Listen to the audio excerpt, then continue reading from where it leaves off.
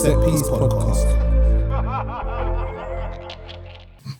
Hello everyone, I'm Miles Weston. And I'm Kerry Phillips. And this is the Set Piece Podcast. And this is where we talk about everything to do with football, mental health and well-being. And we are joined with two guests today. Like, I'm excited about this one specifically. I'm really excited about this one. And we're joined with a guest as well that's just recently received promotion. We're excited about, and we're not going to talk about Miles. Miles, you've had your time with your promotion. We're not talking about Miles. We're talking about Chloe Arthur and Charley Clifford. How are you? I'm good. Thank you for having us on. You all right? Yeah, all good. Thank you for hello, having Charlie? us. Yeah, just about. So how's things? How's things going for you guys at the moment?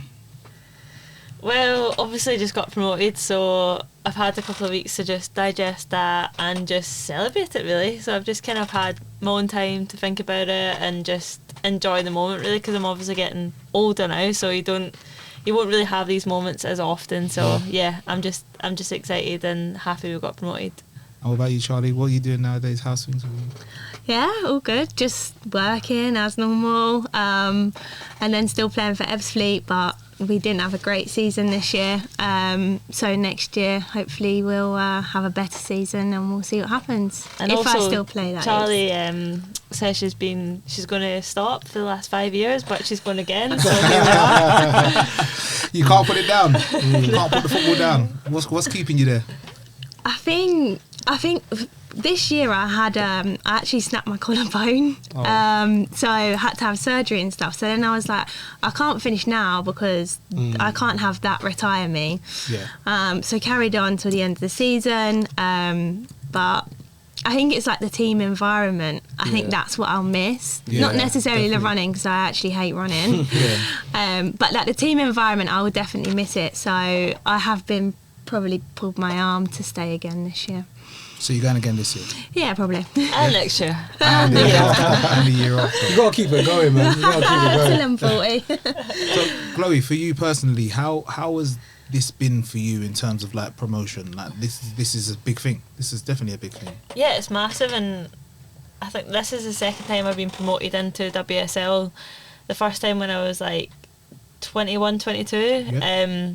When I was young, living on no money, and it was literally the best time ever, and I never thought that I'd get promoted again. But yeah, it's been such a surreal season, and getting promoted is massive, especially with the women's football is going now. It's in such a platform that definitely. We now know, like, wherever I end up, that WSL is a place that every player wants to be. So it's massive. Like, you see the attendance now at the games, and it's tough. It's really tough. If I'm going back 8 years ago, it was tough then. We got promoted. We had like a summer season to kind of break us in, because the season was kind of changing at that point. So we had 6 months to just get into it. We're all buzzing, and then we played Man City. We played all of them lot, and we thought, oh, this is going to be tricky. We literally got beat every single game, but it was an experience, and I think now I'm at a different point in my career, so to get promoted is massive. And of course, just got to see what happens next. But it was such a good celebration. The team were amazing, and I think for our new staff coming in, having that year with them, to get promoted within that year was huge, because I don't think it was an expectation of the players, of the staff, of the club, or even people out with the club. So yeah, to get promoted is quite a big achievement, and 1 year of having a whole new kind of setup. Do you know what I mean? So it was cool, really cool. And I think it's very important as well, because I'm seeing a lot more with regards to the women's game, and I think we need to start getting to a stage where hopefully we can get to a point where it stopped being the women's game and stop being the men's game. It's just football. Do you know what I mean? It's just football rather than that. Because I see that Arsenal now, they're doing I think it's 11 games that they're hosting now at the Emirates for the women's.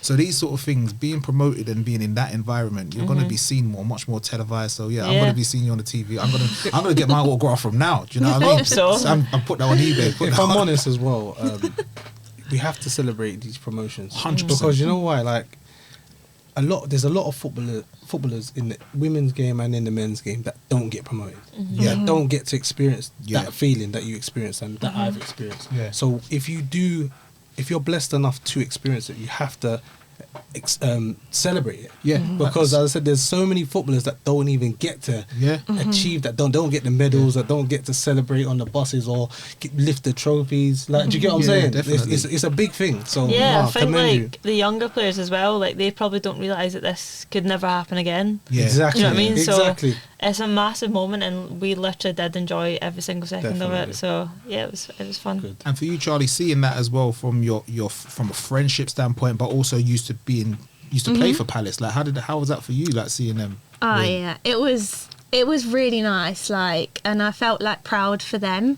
Yeah. Obviously, there's girls still there that I used to play with as well. So like seeing them have those achievements, it just made me feel really happy. And like I've been promoted before as well, not necessarily into the WSL, but from I remember. yeah. So like having that and knowing what the team environment takes to get promoted and to win that league, and then when you come together, obviously it was a bit separate. Like we won the final, so that was a bit different to them guys winning the league. But that sense of achievement back then, and I'm sure it's still pretty much similar, and I still remember those feelings. So yeah, I was just super happy and super proud of them all. And I think it's very important, like you said, that we celebrate it because of the fact that like these things may never happen again. Do you know what I mean? And I feel like even from a standpoint, whether you get promoted in the Prem, grassroots, it's still that feeling of being promoted. Do you know what I mean? And I It's think still we a need to whole celebrate it season more. of hard work. Yeah. Do you know what I mean? That's what it is. At the end of it's relief as well. Yeah. Do you get what I mean? Like you've gone through the whole season, and at the end of it, you can look back and say, "I've actually done it," or "We've done it." Do you get what I mean? So how the journey? Talk to us about the journey of getting here, because women's football has grown so much, like in the last however many years. Like, and for you guys, like, where did it start for you? Because I'm sure that it would have been a point where like women were not really playing football as much, and maybe like you have one club that will be around and you're basically fighting out for the one club. Like, where did it start for you? Was you at a particular team that started when you wanted to play football? Well, I think we're probably both similar. Like when we were kids, there was no role models. There was no one to go and watch and play. Like whereas now you see stadiums full of like all different people, like kids. There's males, there's females, there's everyone. But yeah, when I was a kid, I just literally loved the game, and it might be quite cliche to say that, but there was no one that I looked up to, and there was no one that kind of forced me into it or anything. I just loved it, and I played for a boys' team, and I remember I had to move to a girls' team when I was like 13 or 14. Right. And I was like, I don't want to play with a girls' team. Yeah. But that was just the rules. Like you had to, just because of the age and difference and stuff. yeah. So then I went to Celtic Academy, and I am a Rangers fan, so it's quite. I was going to ask that as well. Who do you support? Yeah. So yeah, but it was the best years of my life in terms of the training, the discipline, what I learned, the friendships I made. I've still got those friendships now. And yeah, I played there most of my teenage years. Learned a lot. My full childhood was there. Like went from school was like I had friends at school, but most of my friends were at football because I gave everything to it. And then I went to Hibs for 1 year. Okay. Hibernian, sorry, and then I knew a manager from that point called Willie Kirk, and he took me to Bristol, and that was kind of where my career started in England. So I was fortunate enough that Willie knew me, and he wanted to bring me to Bristol, and then ever since then I've been, so 21 I moved, literally the week after my 21st birthday I moved to Bristol, and I've been here ever since. Can I ask, so when you went to Bristol, was you getting paid? Or was it like, how did that work? Like, yeah, we had accommodation given to us, so we didn't have to pay for that, but yeah, we were getting paid, but it wasn't really enough. Now looking back, I'm like, wow, I lived on that money, but honestly those years were the best years of my life, and it was off like no money. It's not to say that now, I don't need money, but I'm saying like I just enjoyed every single moment of it, and I just made do with what I had. It's something you had to do. It's basically shaped your career by doing that. It gives you that breaking point in your career. Do you know what I mean? So if I didn't have that opportunity, I probably would not be in England now. Yeah. No. And what about you, Charlie? How did you come into what happened with you? Do you know what? It was actually my older cousins. I was with them a lot during childhood, and there were obviously two boys as well. So I was getting forced to go and goal for them. even though one of them was a goalkeeper, so a bit backwards, but you know. So yeah, they was just like pelting balls at me from like a young age. And then I always used to play at school, and then I ended up joining one of the boys' teams just where I live until like 11 when I had to go to a girls' team. So that was like Sunday league. But then when I was at school, you know, like Charlton, and they all have the community camps and stuff. Yeah. So Mum put me on one of those, did that after school, and then one of the guys was like, "Oh, come to goals," because we do a Saturday morning session. And I was like, "All right, yeah, cool." Dad was like, "Come on in." So went to that at goals, and then there was like, "Oh, we've got trials for like the Centre of Excellence," so like equivalent to like Boys Academy back then.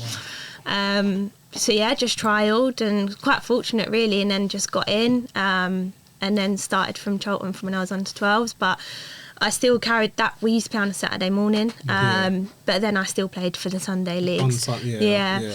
But then you know what every team does, like it happens in the men's and the women's game. All of your pals form a team on the Sunday, so you win everything. So that did happen. But then, like with Charlton, like it was dead serious. We was disciplined. Yeah. We had like our Centre of Excellence director was the first team manager at the time, and at that time Charlton were really, really good, like between them and Arsenal, winning FA Cups and things, so it was a good place to be. So yeah, learnt a hell of a lot through growing up there, and then stayed at Charlton forever. I remember. So yeah, like I've seen women's football be 2 nights a week on AstroTurf, not getting home till 10:30, getting up, going to work the next day, and literally that then stopped literally like a year ago for me, or 2 years ago actually, when Palace went full time, because then when I left Charlton and went to Palace, we would train 4 nights a week. So instead of doing 2 nights or up to 3, we're training 4 nights a week. So I was going to work, going home, quickly shoving some food down me for training, driving to Beckenham, training. But then we had a really good season that year. Like we had a good group of girls. We came 3rd in the Championship, which is the highest Palace have ever achieved. Obviously not now. But yeah, at the time, like it was just normal, because that's all I've ever known is training in the evenings. Whereas like we had some girls come in and they're like, no, like we've trained full time before, so why are we doing this? And it's like, actually, like this is how it's always been. So how was the transition from 2 nights a week to 4 nights a week for you? Like what was that like? So I actually missed out a step. When we actually won the league with Charlton and then got promoted, we did go to 3 nights a week. So we trained Tuesday, Wednesday, Thursday, which was good, because like when you are training, contact with the boys, like it just means so much, and it's how you get better at the end of the day. So going up to 3 nights a week, then we won the league, but then then the following year went to 4 nights. So it wasn't huge because of the 3 nights. But it might have been huge. We was training on a Friday night, so I couldn't go out. Joking, I don't do that. Come on. We'll cut this part out. So it wasn't like huge. Like it was fun, and because it's all I've ever known, and it's all that I've ever wanted to do was just to play football. So yeah, it was fine. I was quite tired. But if I go back a step for both of you, you said that obviously both times you both had to change from a boys team to go into a girls team.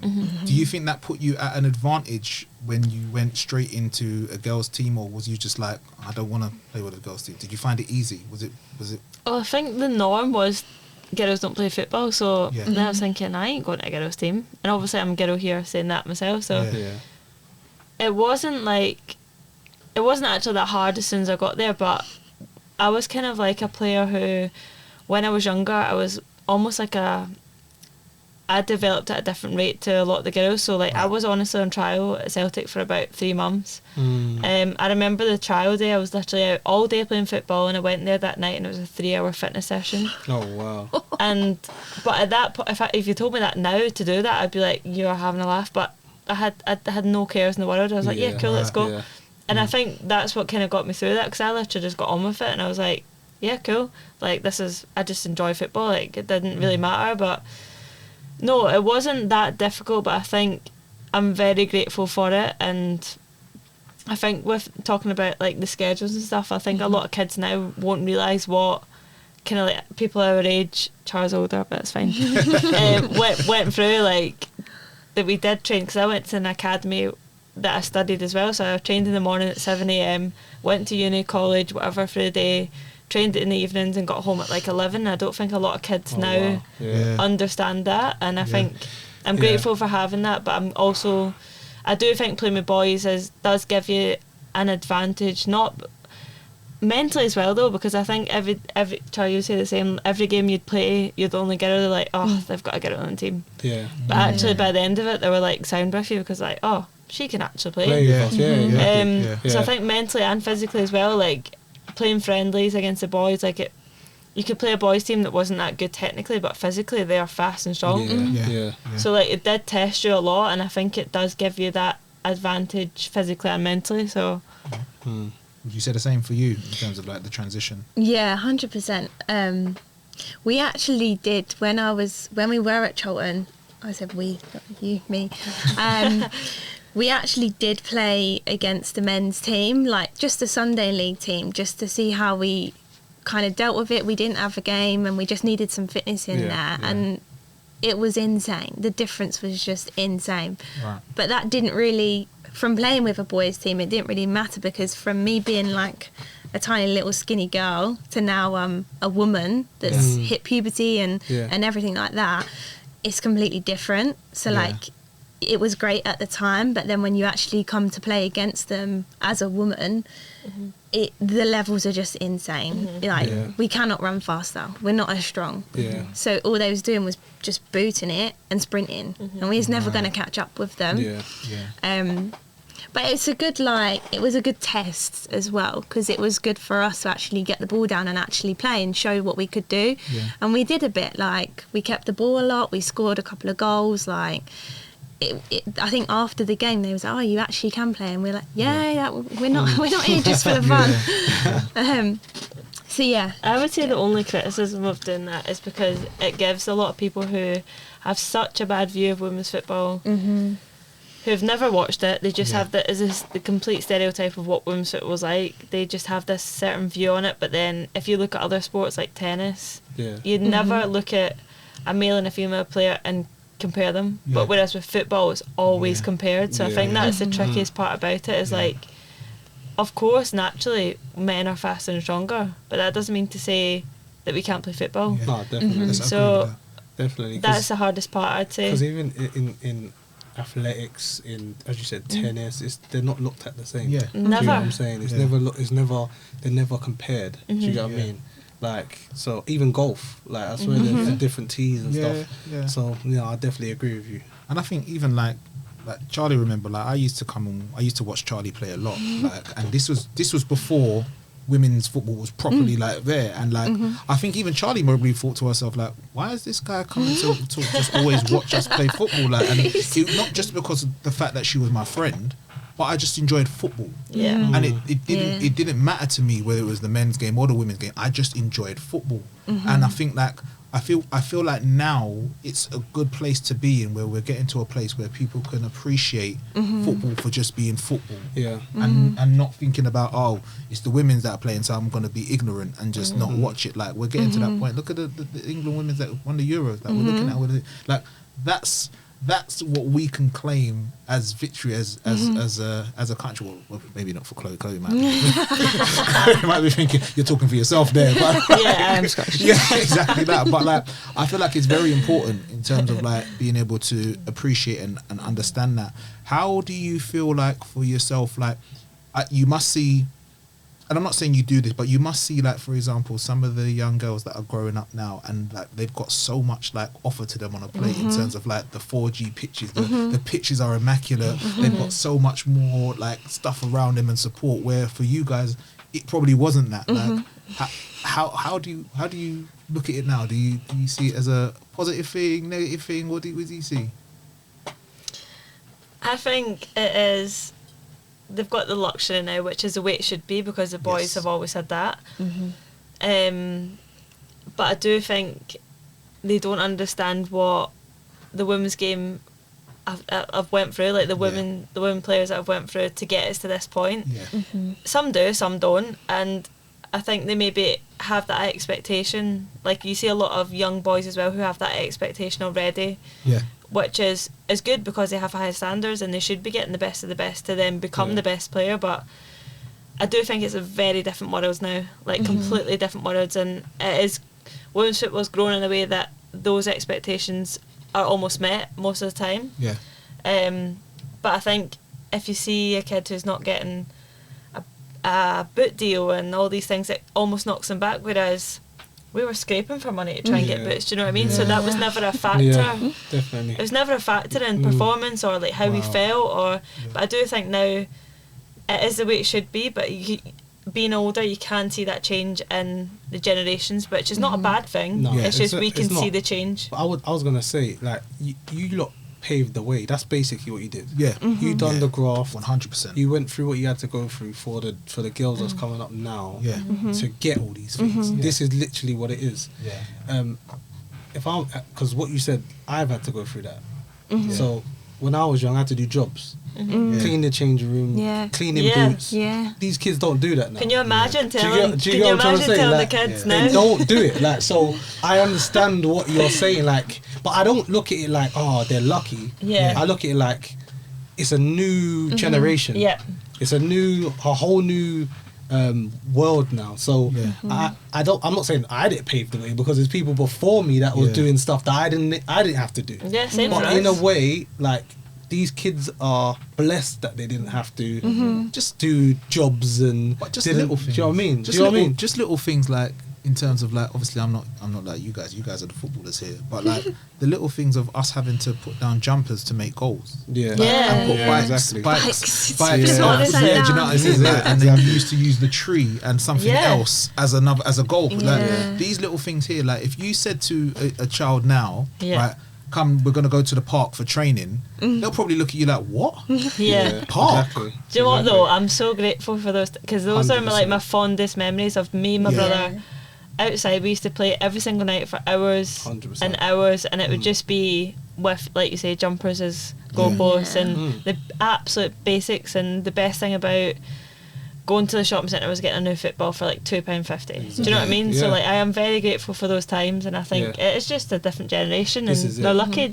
This is it. I agree. Like, and like for a period, I had to get my head around it. Because it's just entitled. To me, it's entitlement. These kids are entitled, but I understand now they don't come from what we've come from. Yeah. And as you said, I'm grateful that I went through that, because it shaped me as a person, as a footballer, as everything. Do you get what I mean? Yeah. But as I said, we paved the way for them not to have to go through that. Now they're getting boot deals, so you don't have to save for your boots. Yeah. Which is good. Do you know what I mean? It's a very good. beautiful thing. They got goals. There's goals everywhere. Like, Yeah. in the park, there's goals in the park. We don't have to use jumpers no more. So, Yeah. so in a way, I'm like, I'm happy you don't have to do that, because now you can just focus on football. Yeah. You don't have to focus on anything else but football. Yeah. Do you know what I Yeah. mean? So, Yeah. We So, was yeah. all born too late. Yeah. Like, I just think about it, like, I remember those days there, like when you, even if you used to find a goal in the park that didn't have nets. yeah, No, you still yeah. use it. You Yeah, still Buzzing. use it. Had all They that don't tape care, You know around what I mean? Like, Literally don't those care. people, they won't get that. won't Do you know what I get mean? that. If you found a goal with nets, oh my days, that was your best game. That was your best game. So who used to take you to football? My dad used to take me, but then my mum would always come to games. But, Okay. and it was the same for Tom as well. Like, dad would take him to training, but mum will always come to games, to the and games, she yeah. still does now. Dad sometimes, most of the time he comes. Yeah. But yeah, they've given up so much of their time Yeah. to take me to places, which I can't be more thankful for them, sorry. Because otherwise I would never have gone. Yeah. And I would just be playing for a local team down the park. Probably still be there now. How important has that been for you in terms of your career and your journey? Like, how important is it to have supportive parents that have been taking you? Oh, it's insane because you hear of so many kids that don't have that. Yeah. I was fortunate enough too. It helps that they both love football as well, so they saw my passion in it, and because they have that same feeling with football. So yeah, it was massive for me, and I'm really grateful for it. What about you? Well, my mum used to take me to actually every session, that, especially when it went to Celtic Academy. So we used to train at Celtic training ground, so she'd come straight home from work. I'd literally make food and we'd go. And my brother used to come as well, so he used to tag along all the time. He didn't really have an option because he was younger, but he used to make sure that he wore his Rangers top to go to to go the rebel. Like a lot of the girls at that point just, if they see my brother now, they're like, oh my god, cannot believe how tall he is now, because they just remember him as this little kid with his Rangers top on at Celtic training ground. So but yeah, my mum and my brother used to come everywhere with me, so yeah, I'm very grateful, because my mum was like, she's a nurse, so she's retired now, but she used to take me, she'd come straight in her work clothes and we'd go straight from there. And my brother I don't think at the time I was as grateful, but now I am, because he used to give up his full evenings to come out. But he loved football too, so he'd just run on, like going up to the training ground and him going on the pitch and playing football, like it's a dream as a kid, do you know what I mean? Yeah. It's nice, man. Sorry, go on. No, go on. That's good. No, I was gonna just say, like parents, people don't understand how important it is, man. Like I said, without our parents, and not always, as you said, your brother done it. Yeah. Support systems around you. For support, it doesn't happen without them. Yeah. Do you know what I mean? And people sometimes don't understand the time and effort it takes for parents or just support networks to do. Like, it's a lot of time, and some people don't even get to the levels we've got to, and they're still putting in the same amount of effort and time because they want to see their child succeed. Do you get what I mean? It's a great thing, and I think it's just so important, and this is why we have this podcast, because of the fact we want to show people that it doesn't matter what level you're at, it doesn't matter what game you're in, the men's or the women's game, like these things, we all share the same thing. Like whether a man scores a goal or a woman scores a goal, they're excited. Whether it's a parent in the women's game or the men's game taking them to games, it still means a lot. Do you know what I mean? When did you get to a point where you realised, you know what, like, what age would you say, I'm actually good at this, you know, like, and I think I can actually take it to a next level? When did you realise that? When something must have kicked in? To be honest, it didn't, because even when I was at Bristol, it wasn't like I was playing full-time football, but it's still women's football at that point was not as big as it is now. So I never thought, whereas kids now, if they start football, they're like, yes, like, I can do this as a full-time career. So yeah, at that point I was literally still enjoying it, and I was 21 at that point, whereas now 21-year-olds are like, okay, what's the next step? What do I need to do? Okay. So what league were Bristol in at that time when you? We were in Championship, and then we got promoted. I actually gave away a penalty that almost made us not get promoted. But wow! So you can talk about it now because we didn't do it. Yeah, I literally didn't watch, but our goalkeeper saved it, thankfully. Oh, nice. But yeah, like, there was not really a point. It just, like, I just loved it, and I've worked really, really hard. So if I didn't work really hard, I don't think I'd be anywhere near, like, where I am today. And it was just, it wasn't, I had this goal where, I want to be in the WSL. Like, in all honesty, it wasn't at that point, because it wasn't really I went to Bristol for 1 year, got promoted, and then we were kind of there. So I didn't really have that time to think, right, okay, this is what I want to do. I just done it because I loved it. And I was like, yes, I'm just want to play football every day. And that was the first opportunity I had to play football every single day, but not in the evening. So there wasn't really a point. And now, like, I realise how big it is to play in WSL. So but yeah, there wasn't really a point where I was like, cool, let's go. What's next? Would that be the same for you, or did you have a moment where you realised that, you know what? No, that's sorry to disappoint you. No, this is what we're here for. Like, we've got to have to cut that out. I think that I've always been kind of brought up as, like, there's always room for improvement. So, like, even if I had an absolute worldie of a game, I would still self-criticise myself to be like, actually, no, that wasn't good enough, neither was that. And then I'd pinpoint every single little thing, and then to me that would be a bad game. Actually, it could have been a worldie to someone else. So I've never kind of ever thought, oh yeah, I'm really good. Like, 'cause I'm not. Like, cheers. That's so, do you know what, that's interesting. So let's touch on that. And there's times where I've come to watch you, and you've come over, and straight away, I had a bad game. And I'm watching and thinking, what? You've had a sick game. Yeah. Do you think mentally you kind of put yourself down a bit more than you should have if you look back on things now? Do you think you're a bit hard on yourself a lot? Yeah, I think now where I'm older and I see people do what I used to do, I'm like, you can't do that, because then, because when I used to do it and used to think, oh my God, what am I doing with that pass or the touch or whatever it was, that then sticks in your head. Yeah. Then for the next 10, 15 minutes, you're terrible. Yeah. And you need to kind of get yourself out of that that headspace of, actually, my next one's going to be good. Yeah. My next 5 yards, I need to go get on the ball and just keep it short and build my confidence back up. So now I see youngsters and girls do that, and I'm like, you need to go and get on the ball, and you need to talk to yourself to get back into the game, and then you'll carry on as you were. So yeah, I see it. So now I'm like, actually, now I know what I've been through before, I can try and help people with that.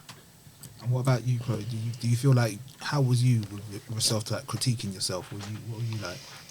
I think even now,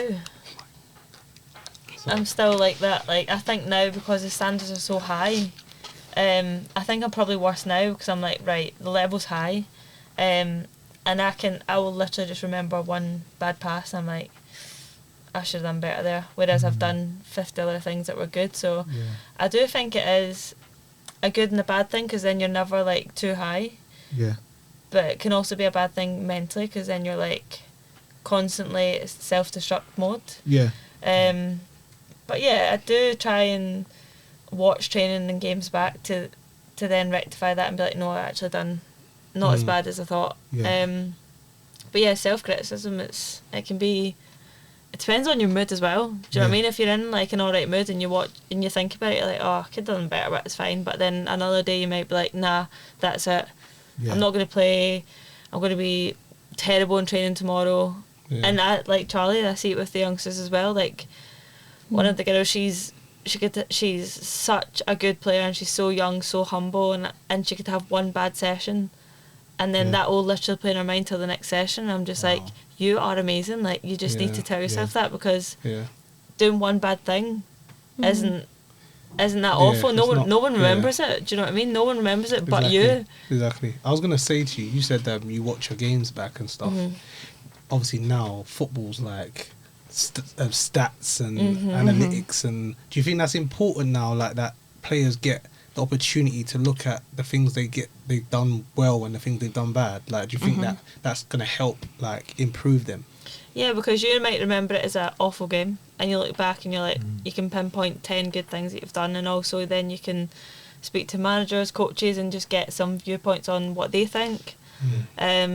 So I think it is important. Not everyone likes it. You'll have a bunch of players who won't ever look at it, and they're cool with it, which is fine, because it doesn't affect anything. But you'll have another handful of players that will go through absolutely everything, and that's a way of developing and learning and getting better. So it just depends on the individual, really. I think. I'm a bit. I do both. Sometimes I watch it. Sometimes I don't. If I have a bad game, I'm like, if I play Saturday, I ain't watching that till Wednesday. I need to sit down and think, nah, do I really want to come back over this and see what I played? So I do watch it back as well, but I'm like, nah, I try and watch both clips, but it depends on, like, say, like as you said, if I think I've had a bad game, then sometimes I'll just watch the good clips just to get my confidence back up. But it just all depends. Like, I just watch, like, because as you said, the bad clips might bring you back down, and then it's harder to get out of that. So I just pick and choose. You might think you've had a good game, and you watch it back and you're like, this is another thing. But oh my God, so But also, I think it does, like, if you think you've had a bad game, you then react so much off your emotion, and you think, like, I've had a really bad game, and then it puts you in a bad mood. But then you do watch it back, and you think, actually, I wasn't as bad as what I thought, because you're never going to remember 90 minutes all in one. Very true. Do you think it's how important is it for you now that like you said, you realise certain things that you've gone through and that you thought about in terms of football. How important is it for you now to pass that knowledge on to the younger generation that are coming through? I think sometimes it's quite hard to do that. Oh, I've found that hard for me personally, because I think sometimes like people just, they don't understand what you've been through because they've never had to go through it before ever. So it can be quite hard because you've probably felt something that they've never felt, and then they're like, well, I'm not ever going to feel that, so why the hell am I listening to you? So sometimes it can be quite difficult, but when you've got people that do want to invest and want to get better, then people do listen to you and take things on board.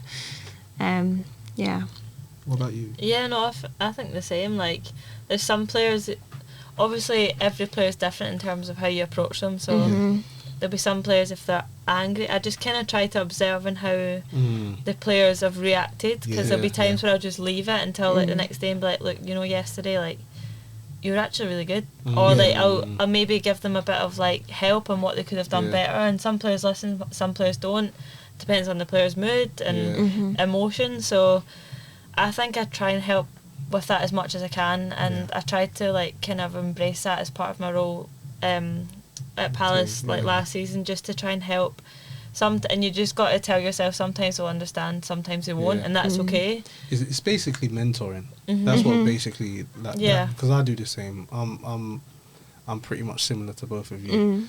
I try. You have to read the player because, as you said, everyone's not different. Some of them take it in and some of them don't. But even when you said something that I think is really, really good, like you message them the next day, I think that's so important sometimes, because sometimes in the moment, like it might not be the right time to address certain things, and that little bit of encouragement that you give them it could set them up for the week. Do you know what I mean? So I think that's amazing that you do that. So just going through the clubs that you've got and your clubs that you've been at, would you say like each club you've had like a supportive safe space community with regards to like the girls that you've played with? Have you always kind of had that?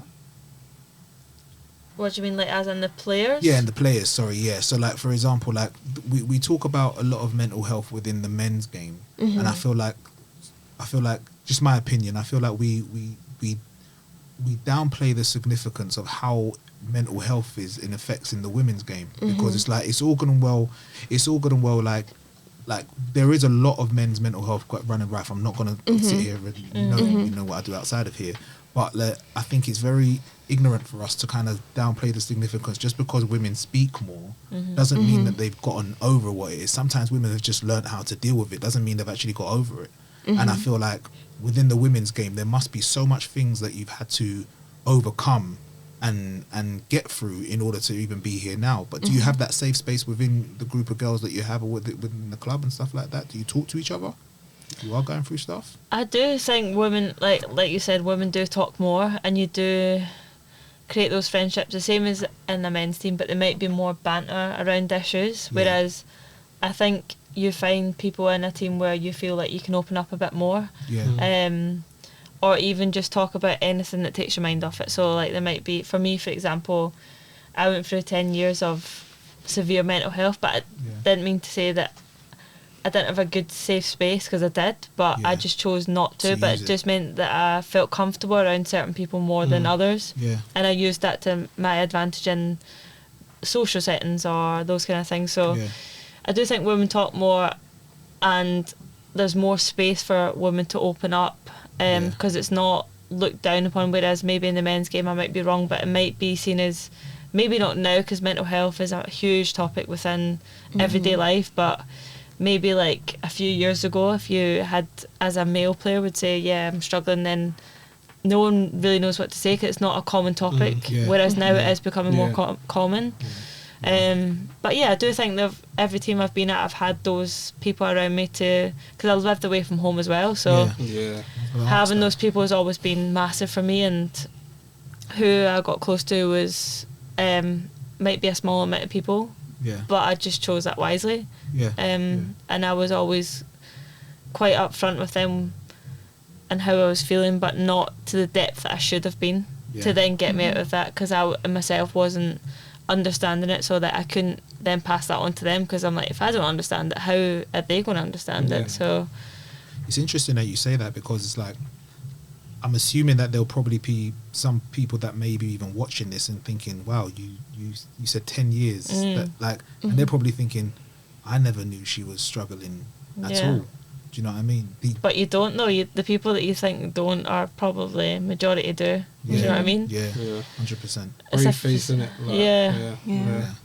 And in regards to that, like, what have been like your most challenging times in football? Whether it's injury, being out of form, or like in terms of like being on the bench and you don't feel like you're supposed to be there. What's kind of been your most challenging times, and how have you dealt with it mentally? I think my most challenging time was, if you ask me about memories of certain years, it's all a blur, purely down to mental health, because it's all a blur. That it was like I was just kind of walking through this life and not really I wasn't being present, because I was struggling within myself but trying to act like I wasn't. So I would say that's my biggest challenge. And of course, touch wood, I've been alright with injuries. Like, obviously now I'm getting older, niggles after niggles, but I do think that has been my biggest challenge, is actually now to sit down and be like, looking back and reflecting on my career, a lot of it's a blur, because I wasn't ever present, whereas now I'm very present and I can remember things to an extent. But that has probably been my biggest struggle. When you say never present, like, what, can you explain that a little bit more? Yeah, so I would go into training, I would train fine, I have a smile on my face, I'd play games, like football games, I would be absolutely normal, but I would be crumbling inside big time. So that was probably my biggest challenge, is reflecting on it.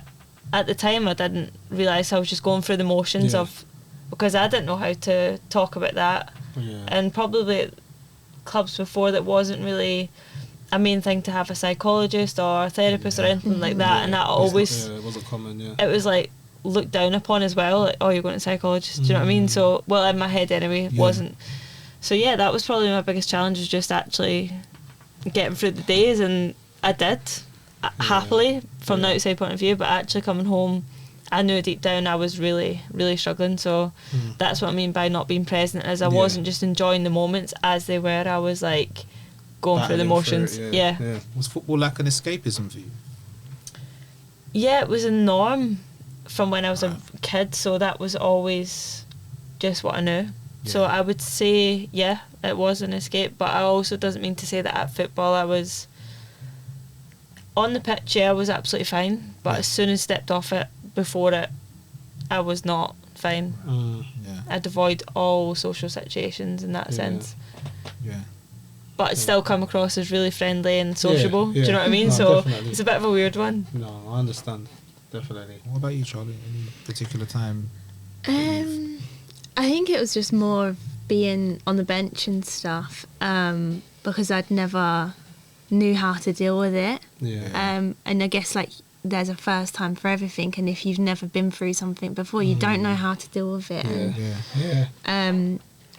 So and then, like, between, like, certain managers and stuff, like, I've had a lot of managers over the time at Charlton and stuff, and I guess you build friendships and with your teammates, but sometimes at one time, like, I'd probably say, like, players kind of did rule. But this is way before it is what it is now. And that was tough, because if you were a favourite of the player or a friend of the player as well, like, then obviously you might play. So that was quite difficult. But then obviously if that happened now, I've been through it, I know how to deal with it, and it's more of a fact of, right, you need to sort yourself out and put yourself first and do everything you can to get back into that starting 11. Whereas I wouldn't have done that back then. I'd be like, nah. I'm the same. I'm just so happy you said that. It's accountability. I'm telling you, like, when you're younger, I think you look for everything other than looking at yourself. Do you know what I mean? I think when you mature, you be like, you know what, let me do this now, and then I'll get back in the team. It's not the manager's fault. It's not this person's fault. Let me do what I need to do to allow me to give myself the best chance to play. I was exactly the same. Exactly the same. I used to blame everyone except for myself. So how did you, like, you said obviously if it was back, what you know now, like, if you used that back then, how did you used to deal with that back then in terms of like the potential rejection and being on the bench? How did you used to deal with that mentally to keep yourself? Do you know what? I just felt angry. Right. That was kind of like my main thing, was just felt angry, sat there with a face on, didn't want to help the team. I remember once I got dropped for a cup final and it went all the way to pens, and then I came on 2 minutes before the pens to take a pen. And I remember going on the pitch thinking, I'm not going on. I'm not going on just to take a pen for you. But actually I just didn't think of the team or anything like that. I did go on. I did take the pen. I did score. I don't know if we lost actually still, but yeah, so like from my perspective now, it's when I do help like youngsters or just general teammates that haven't been through it before, is trying to help them put yourself first and do everything you can to get back onto that pitch, because the team is more important than what you are. Because like if you want to stay on the bench, no problem, you stay on the bench. But the team is first regardless. Did you ever lose love for the game? Yeah, I have before. Have you? Yeah. I remember, I think one time, I don't know what age I was, maybe like 19 or whatever, and I said to my mum, I don't want to go pro, and she was just looking at me like, what? Probably because now reflecting all those hours she put in to take me to every session, I was like, I just don't want to do it, don't want to do it.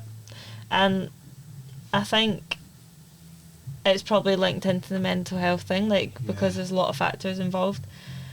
But yeah, like, I just thought, I don't want to do it. Like, even though I loved it, but I was like, I just don't want to do it. And I don't know why, and I don't know how I came out of it, but I just kept going because it was a norm. So I was like, I'll go to training next week. I'll just continue.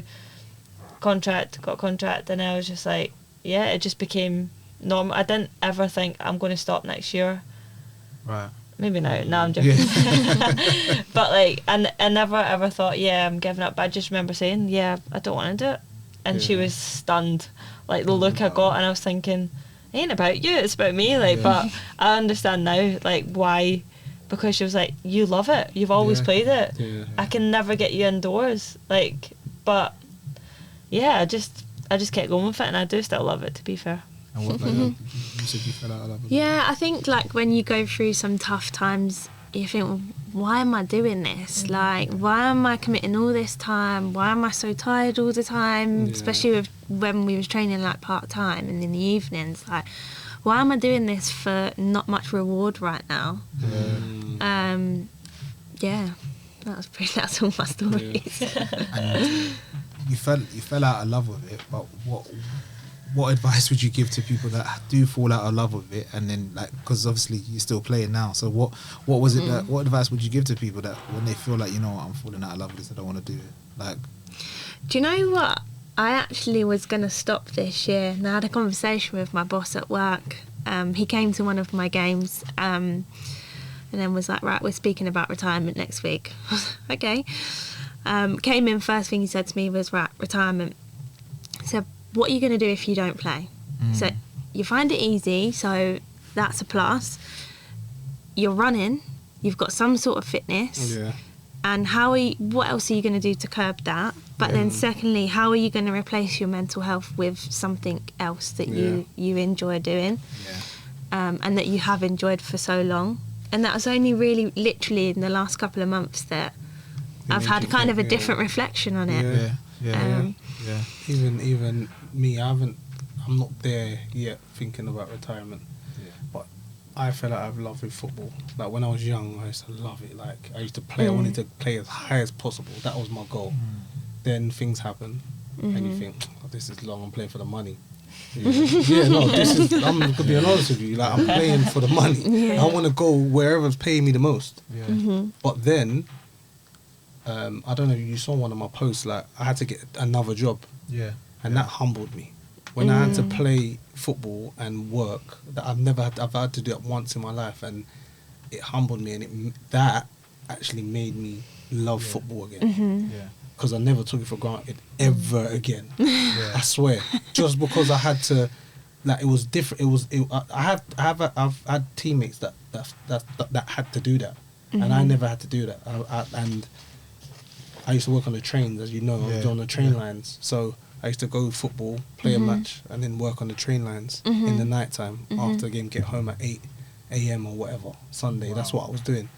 And through that period, I probably played my best football. Serious? Working and doing But then, as I said, it made me appreciate football so much more, because I'm like, I'm doing something I love. Do you get what I'm saying? Like, I actually love playing football. I love scoring goals. I love 3 p.m. when you got to walk out and the fans. I love this. Yeah. So that's when my mindset went back to when I was younger. Like, I love playing this. I'm doing this for the love of it, and not for the money, and not for whatever else it was. But I had to go through that to bring me back to that stage. You know what I mean? So it's mad. I do think like another focus is good though. Like I think we've always had another focus, whether it's education or whatever. But definitely now, like, obviously, kids should be privileged and be in the position where they can play full time, but also have another focus, not to be like, work. 100% agree. Yeah. Don't work, or like they could work, but it just would be detrimental in that sense in terms of if they're at a professional setup. But they could have another hobby as well, because I think they should have, because if you put all your eggs in one basket, if that don't work, then what else do you have? Yeah. Do you get what I mean? So and if you're having like a bad day, a bad game, and then you're like, I can go and do this, and then it just kind of frees it, like, your mind a little bit. And 100%. I do think it is important. It's definitely important. It's definitely important. I don't know, when you was in the academies at you said Celtic, did they push you in that direction to do that, or was it just football? Well, I think at that point it was at evenings, and it was very disciplined and drilled, and the coaches we had at that time were insanely good, like the way they looked at football. But we always knew at that age that you couldn't be a professional footballer, so it was never an option really. You'd always know that I'm going to have to go to uni or college, and always have that focus, whereas in the past 5 years it's completely switched, which is a beautiful thing, because now you can say to kids, if you want to be a footballer you can, and not having a job and not be tired, and you can literally put your full focus into it. But I do think having another hobby or something that you enjoy is important, because when times are not good, you can then shift your focus to that. Definitely. It's like a young girl that I look after and mentor, Kada Waller. Like she's 16. She's 16 and she's at Millwall. And I've been saying to her that, like, we should start looking at things in terms of like what other roles there are in football as well. Whether it's coaching, whether she wants to get into management, like being fit, like, because I feel like it's so important to understand that football is bigger than just being on the pitch, and there's going to be so much more roles in there. And now she started doing a course in like refereeing, and like she kind of enjoyed it because she's getting paid for it. Do you know what I mean? And it's just these sort of things that they see. It's about understanding like that there is different option out there. Definitely. Can I just ask? So like, obviously, I'm gonna just assume you lot are best friends, right? So, being best friends, right? Like, besties. Yeah, like how important is it, and how good is it the fact that like you've got each other in terms of like understanding football, that you're able to help each other with your well-being and mental health, in terms of like when maybe, just for example, you might have had a bad game, or you feel like you've had a bad game. How important is it to have somebody that's a soundboard, that you, when you play, to have somebody there to kind of to help you through that? Yeah, no, I think like it's massive, because they understand. Do you know what I mean? They understand bad sessions, bad games. So they can almost just be that soundboard, and they're not just listening because they have to, and they actually do get it, so they can be almost that bit of confidence for you, and just make you see the bigger picture rather than just focusing on solely negatives, and just shift that focus again. Whereas if it's someone who doesn't have a clue about football, they can be like, oh yeah, like It's fine. Get better. But I'm like, you don't actually get it, Yeah. so like, Yeah. stop talking to me. Do you know what I mean? So, whereas, obviously, Char gets it, and Yeah. if I have a bad game, bad session, or whatever, and I speak to her after, she's just like, she just makes me feel calm again. Do you know what I mean? Yeah. And what about you, Charlie? You feel the same? Yeah. Bestie. No, yeah, I think sometimes that I can come home a bit annoyed after training or after a game that we shouldn't have lost. And it's really easy to kind of just tell Chloe my thoughts. Yeah. And Chloe's really reasonable as well, and like makes me see, actually, you're doing this for a reason. Yeah. Like, why are you still doing it? And just helps in that sense.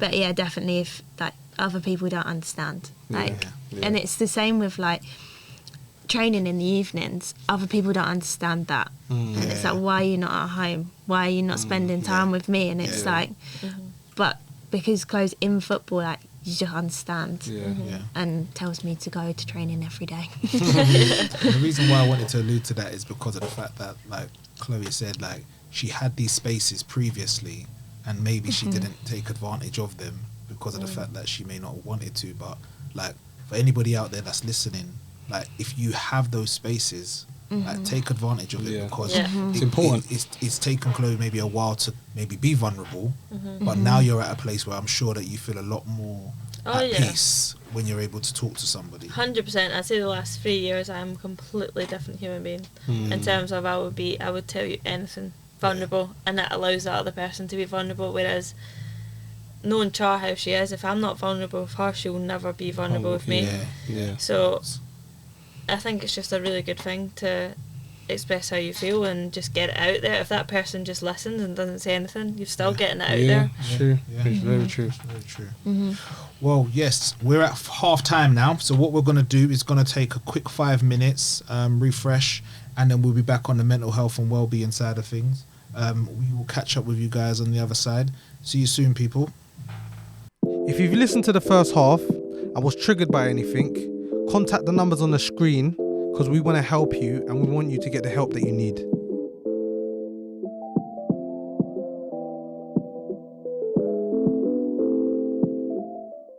What's going on, people? We are back with the second half. Now, once again, I'm not going to introduce me and Miles. You should have been watching the first part. So if you haven't watched the first part, you're going to have to go back. We're not going to actually do that again. You're being lazy. Right. Chloe, Charlie, thank you for being so open with us in regards to your football career and everything like that. But we're going to go on to mental health and well-being. And I'll ask you each individually the question. What does mental health and well-being mean to you?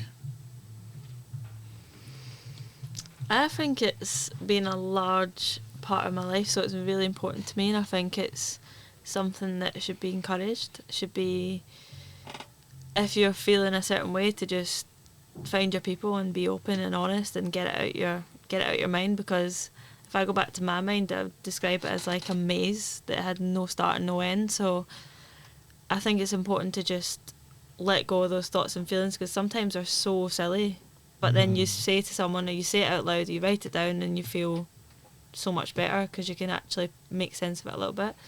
So I think for me it's a huge topic that's becoming more normal to talk about now, which I really value personally because I think it's important. So yeah, it's been a massive part of my career in football, like huge. So What about you, Charlie? What does mental health and well-being mean to you? I think that when I was younger, I didn't really understand. That I didn't really understand some thoughts and feelings that I had. And that's probably the same for players of my generation as well. And then kind of got quite a hit with one of my friends. So that kind of turned my perspective in differently, and I thought differently. And I think now, as I've matured and got older, hopefully I've got a bit wiser, you kind of go off past experiences that have happened to you. And it's just, I think now it's just massively important that people do speak and people do open up, even though I still find it difficult to open up sometimes. But it's just a learning curve, and I'm still going through a learning curve with that and opening up to people, or opening up to Chloe. So yeah, I think every day is still a learning curve, but it's hugely important to actually speak about it. Yeah. It's the hardest thing in the world is to start that though. Like, it's so hard to just make sense of what's in your head and then try and make someone understand it. So it's just important to not let it go on for a long time, I think. Yeah. And kind of speak your thoughts and feelings before it gets to a point where you're like, whoa, how did I even start? Yeah. How is mental health? Because there's good mental health and then there's poor mental health. And for some of us that have struggled, like I know there's been times where I've struggled, like, and my mental health has just been so poor. Like I can't actually see the light at the end of the tunnel. How has mental health affected you overall in general for you? You said obviously 10 years. How has that been for you? It's so hard to put that into words, really. It literally destroyed me as a human being, I think, and that's why I do think, going back to the first half of the podcast, a lot of it is a blur. But I've overcome that, and it took me to get to several breaking points to then seek for help, because growing up, like Charles said, didn't understand it at all, so like there was no one to go to and things. But luckily enough, I had this doctor on camp one time, Scotland camp, and she was kind of like she wasn't like what you'd think of a doctor. She was like very mumsy and very approachable. Right. And that's where my complete turning point was in life. And like I had to go on tablets, still am on tablets, and it changed my full world. Like I am more balanced now, and I can see things a lot clearer, and I still struggle, do you know what I mean? It doesn't just go away. But that doesn't work for everyone. Everyone's got different things. Like I went to therapist, I've done a lot of things. But then you've got the other side of football where you get dropped or you've had a bad session, so there's two sides to it as well. Like doesn't mean to say the mental health is when you're struggling you're at a breaking point, do you know what I mean? It could be the littlest thing of something's made you feel anxious that day, and it might just last for a day, whereas some people have it for a long time, and that just happened to be me. So I think now I try and use my experience in mental health and try and pass on knowledge and make people understand that I've been there, and I'm very open to listening and giving advice whether they can relate or not, because I think that's the biggest thing, is being able to like relate to someone and then they can feel like, oh, I can open up a little bit, and if it's the tiniest bit then it's a start, do you know what I mean?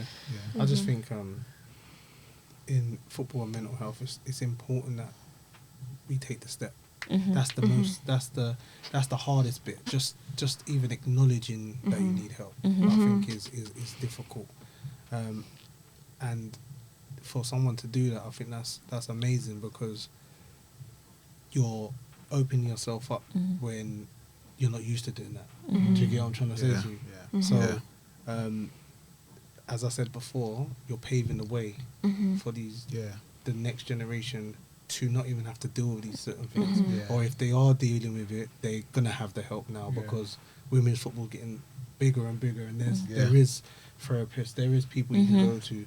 So and I commend both of you for doing that and for even speaking about it, because it's not easy, definitely not. And I'm going to touch on something that you said after I found out from Charlie. How has mental health, maybe having poor mental health, affected you?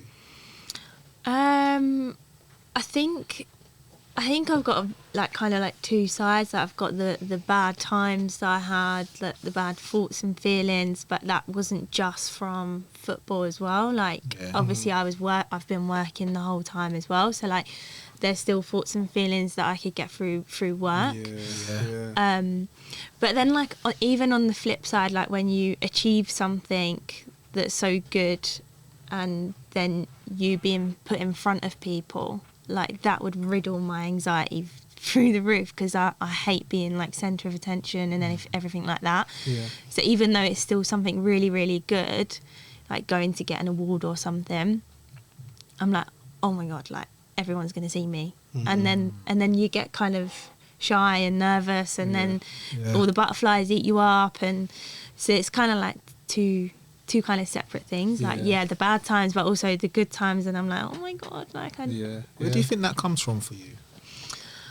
I don't know, like I have no idea. Like I used to, even when I was a kid, like, and I'd go to like trials, for example, like, you know, like when you're a kid and you go to Kent trials and stuff like that, on the way to these trials, I did not know anyone, or I might have known like one or two people, but I remember just being in the car with my dad and thinking, oh my God, I don't want to get out of the car.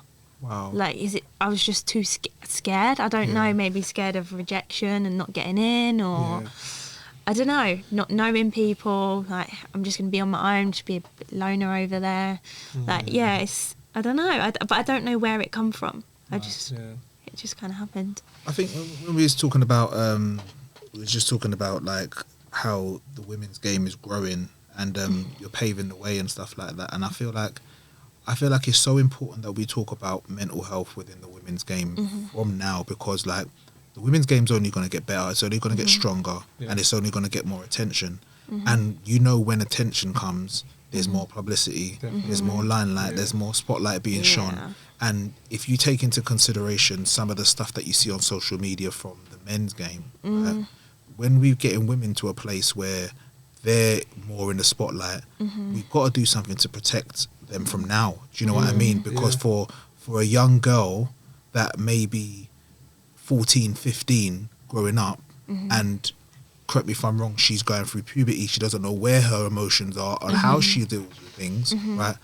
How we can't be seen not to be doing nothing from now. Do you know what I mean? So in terms of my questioning for you is that, what do you think that there should be done? What more should be done in terms of like the game, in terms of like mental health and well-being in clubs?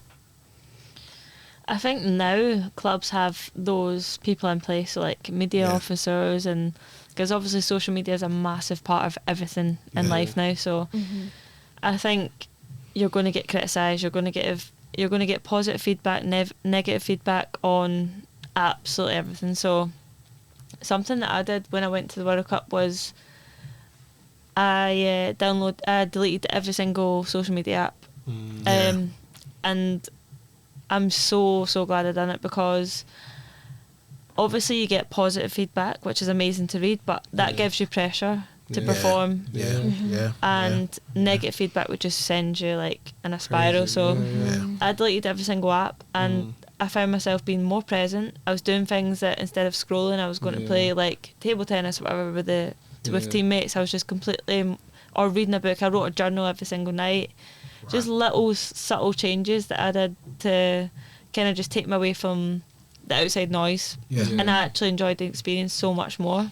And I think that's hard now to, if you tell a 17, 18-year-old kid to do that, like social media is so big now that it's part of their life. It's almost impossible to tell them to do that, but it's just like, I just would say this is how it made me feel, and this is why I done it, but instead of saying you should do this, because then they'd be like, nah, I'm not doing that. That rebel behaviour, isn't it? Like, I think that's a big thing, you know. Like World Cup, imagine, I said, like, everyone's got an opinion. Everyone's got an opinion now. So as you said, there's going to be good and there's going to be bad, but I think that was sick that you done that, because that could have affected you. It absolutely would have. Do you know what I mean? 100% would have. But I had like my teammates around me. I had contact with family, friends. So like it wasn't like I was missing something in that sense. So but it's hard now to tell kids that. But I feel like they have people in place to help that, especially in the more professional setups, which is where a lot of clubs have went now. Like almost every club has got that professional pathway and set up for young girls now. So I think it's just about educating them, really. I was going to touch on the education side of stuff. Like when we were kids, like there was no one to ever speak to if you was feeling a certain way.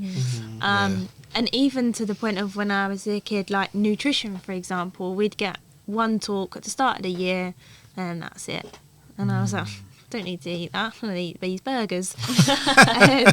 But it's the same kind of thing. Like we was never educated on mental health as a kid, and for sure kids go through things that we couldn't even imagine, especially with like trauma and things like that. Parents, like you just don't know what could trigger something in someone's thoughts. So like the education piece definitely needs to start through kids as well as having it accessible to your first team. because I feel like there's just so much of and obviously, like, I know that there's a certain amount of funds within certain realms of the women's games, especially like the grassroots side of things. But I do feel like if we're going to develop a new cohort of great young women to start playing, we've got to do something about the educational piece from the ground up, because there are certain things that they probably will be going through that they're not going to have somebody there to kind of talk to and speak to in order for us to develop them. Do you know what I mean? And I think it's very important that we understand that, because, correct me if I'm wrong, would you say you've had like particular setbacks in terms of like football which is made your mental health even worse, like on top of what you've been going through? Did you have anything like that? In a football sense? Yeah, in a football situation. Maybe at a particular club, and we're not going to name clubs because we don't believe doing things like that, but like... I find that more difficult to like define, because mine was more outside of football. But I think there was 3 clubs in a row that I signed for that the manager had got a new opportunity within 6 months. So when I signed for that club, then it was a whole new start, because that person doesn't know you, they've not signed you. So that is difficult to deal with, and you're like, is it me? Like, are you leaving because of me? But no, they just got a new opportunity, and like obviously that was the best thing for them to do at the time. But yeah, 100% is like, it's hard to then prove yourself again, because you're like, I signed for this club under you, and then you've left, like... So yeah, that's probably that was football in sense hard. But yeah, not so much. I think one of the hardest things that I found was when you're not playing or having like a good run of games, for example, and you're like, I'm giving my everything. What more can I do? Yeah. And then not necessarily getting the help of the what more can you do to then get into that team is because you're in limbo then, aren't you? Like, because you don't know what you need to do. Manager sense. So like you're doing everything, or did you ask the manager? What more can I get in the team? I would. But even then, you know what managers are like. That's why I asked. Wishy-washy answers. Don't want to touch on that, but managers are the problem. I'm joking. And it's hard. Like, you know what managers are like if but then also it's kind of like you have to put yourself in their shoes as well, right? Because you're like, how do they deal with it and things like. And I think what's also difficult as well is if you do have like a brand new manager that's never been in a managerial role, not necessarily in football, but like in a work life as well. I think for me, I've been fortunate in terms of being part of a management team at work has then helped me understand as I've got older, but also helped me with the youngsters as well in football. Whereas sometimes managers do just go straight into coaching, get their badges, but they've never actually managed people. That can be quite a difficult and like that's the difference, I think. Do you know what I mean? Like, how you manage your players is like, and I can't ever imagine myself doing it, because if you have like 23 to 25 girls or boys and you're trying to manage them all, and they all want to play, of course, so like but then every single player will feel like, I'm doing everything I can, but I'm still not getting game time, which every player's felt. This is why I said, was it the manager? Because I'm half and half as well. Like, I if I'm honest, from a manager's point of view, I just want honesty. So if there's a reason why I'm not playing, or if I could do something better, just tell me what I can do. But then on the other side, as you said, I understand why it's so hard for a manager, because they got to control 20 to 25 players, and that's not easy. Like, do you get what I mean? Like, different personalities, different abilities, different. So I get both sides of the coin. Do you know what I mean? That's why I'm a bit like, with me, like, I'm compassionate to managers, because I kind of understand that. I was thinking, if that was me, what would I do? Do you get what I mean? The only thing I'd say about managers It's just if they're honest, then I can accept whatever you say to me. Yeah. I don't care if you're not even playing me, but if you're honest to me, I can accept that. Yeah. Do you know what I mean? 100%. So, yeah. Can I ask? Do you know what it was that maybe like that was the trigger for when you started feeling like your mental health was quite low? I don't know what the trigger was. It was when I was like 17. So I was at this. So I left school and went straight into like almost like an elite academy in Scotland where there was like 16 of us. We all lived in the same area. Yeah. It was a dream for every person to come out of school and do. So we trained training at night, and I just remember being like just crying myself to sleep every single night, and at rock bottom, like, but you would never ever. My closest friends didn't even know, and I lived in the same, like, we lived in halls, student halls, and then I think when I was 18, my dad had passed away like quite tragically, and people think that was the starting point of it, but it actually wasn't. Right. Of course, it then added to it, like, but that was never. That's not the point I remember. It was from way before that, like a year before that. So that was in a weird way a different focus for me. Do you know what I mean? So like it wasn't about me then. It was like, okay, what's going to happen now? So almost in a weird way took my focus off me for like a while, but then at the same time that was also a complete blur because I couldn't tell you the first 6 months of that period of that happening. So I would say I was about 16, 17, so very young, and I didn't get help until I was like maybe 25, 26, and because I refused. I thought, I am not getting help, I am not getting put on medication, absolutely never am I doing that. But then it's been life-changing for me, and like I said earlier, I don't want people to think that that's what you have to do, because I went through a lot of therapy sessions as well. But with the therapy sessions, what I'd say to anyone struggling who goes out and has a therapy session and they don't click with the person, that's completely okay, because that happened to me. Whereas people will do that and then shut it down, where actually you've just not clicked with that person, and that's fine. Like there's lots of other people out there, and I found that myself. So yeah, you have to experiment with different things. And so 8 years without really, near enough 8 years without getting any help or support, and still playing football and going training and doing all of that. That's why it's a lot of it's a blur. If you tell me what happened at 22, I'd be like, couldn't tell you. Wow. And now you've obviously seen the upside of being able to talk to people and being able to see that. And how do you feel now? I feel good. Like, I feel the fact that I would be open and honest with a stranger. Do you know what I mean? And if I can, because I was so good at hiding stuff, like, I feel like I've got really good emotional intelligence, not normal intelligence. My intelligence is just probably about I think we're the same. I just cruise through life. But with emotional intelligence, I can pick up on the subtlest of changes in someone's behaviour emotionally. So I use that to my advantage, and also it's quite annoying because sometimes I'm like, picking up on stuff that I don't need to pick up on. Do you know what I mean? Because they're just having their moment. Like, that's cool. And even for myself, like, I can pick up immediately. Do you know what I mean? When something rocks me. So it's a good and a bad thing. Yeah.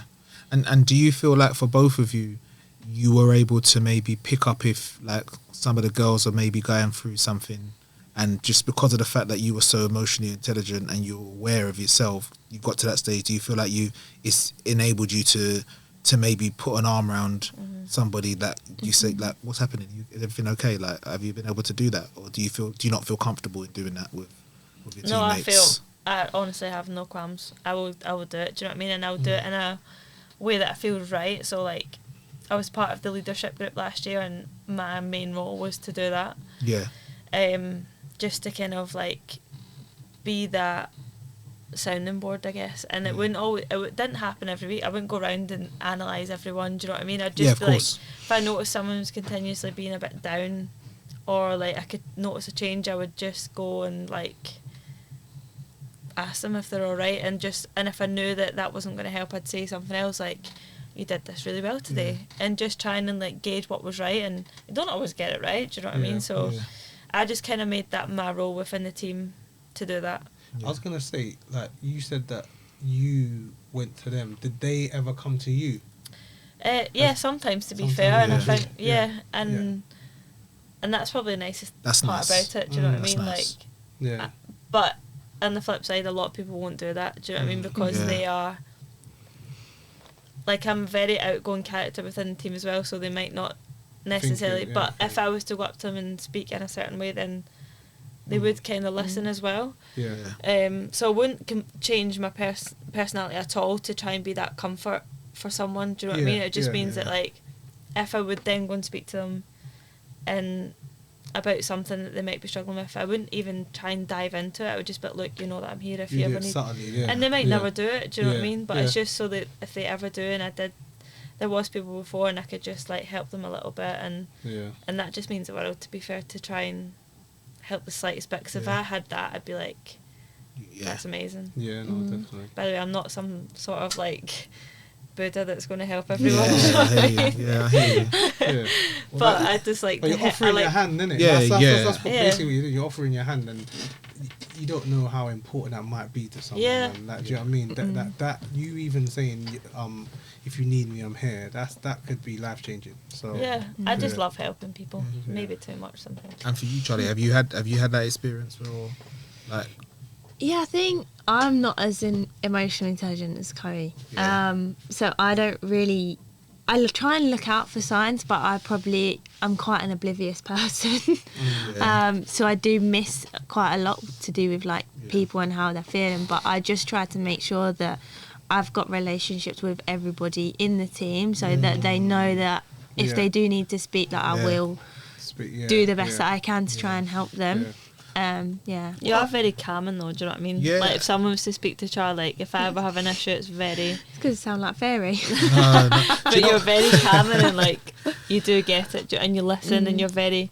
You might not say much, but you just listen. Yeah. You downplay the significance of your role a lot, Charlie. Like, I honestly, like, like you. I know you said obviously you kind of you miss a lot, but I actually don't think you downplay how much you don't actually miss a lot because of the fact that, like, you're still that person that I feel like people feel like they can come to, and if you was that oblivious, like you was just walking around down the roads going, making my way downtown, like, you know what I mean? If you was that person,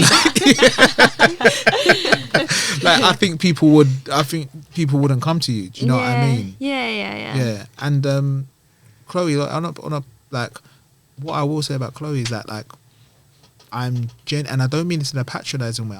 I'm so proud of you, like, on a real, like, because I'm meeting you for the second time, right? And your energy, like, I'm like you're such a lot. There's an energy about you. There's a warm embrace about you where I'm like, nah, I could chill with this girl. Like, do you get what I'm saying? Like, and for you to tell me some of the stuff that you've just been saying, like, it, and I don't mean this in a patronising way. It genuinely breaks my heart to think that you kind of went through a lot of that alone without anybody knowing that, and the beautiful soul that you are. I'm going to cry. No. Where's the tears? But the beautiful soul that you are, to think that you've gone through that alone, like, and now you're at a place where you're able to help others with that. Like, I think that in itself is, like, one of the biggest testimonials why we want to do this podcast, because there's probably so many people out there like you that and probably doing it now. And I think that people listening to you too, and especially within the women's game, because I feel like, and I keep on going on because I want to make the understanding of that, whether it's Prem, grassroots boys, Prem women, grassroots women, these are all things that are happening within the game. Do you know what I mean? It doesn't matter, like, mental health doesn't have, like, a type. Do you get what I'm saying? It doesn't have a preference. It's not just saying, you know, we're gonna go to the EFL too. Yeah, maybe like Colchester. We're gonna go Bromley. Like, it doesn't have that. Do you get what I'm saying? It's overall. So I'm genuinely proud of you, man. I'm proud Thank of you you. both, man. Like, it means a lot for you to come on. And what we want to start talking about as well is, like, the positive side of things. So, like, can you share any, like, aspirational stories where like you've overcome things within football, or you no, let's not even do football. Let's just talk about mental health in general. Like, what is it? The steps that you took that you think has got you to that place now, where like you said, 3 years now, this has like been the best time.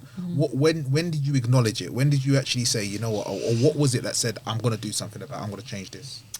I don't really think I had a choice. I think it's not really a positive story, because it was like a breaking point, do you know what I mean, where I just thought, I don't really care anymore, I'm just going to speak to her, like the doctor at the time. So that was the turning point for me, was actually opening up, which is why I feel so passionate about opening up to people and people feeling like they can open up to me. So that's only, there wasn't like a point where I thought, I woke up in the morning and thought I'm gonna, because I didn't think there was a like you said earlier, like a light at the end of the tunnel. So but I'm just so grateful that I had those people in place, which not everyone has. But if you had a close friend or a family member and you done that, like if they just listened and they can help you, do you know what I mean? That doesn't mean to say they're going to fix you, because it's a long process. But just opening up is literally the main thing that I would say to anybody struggling.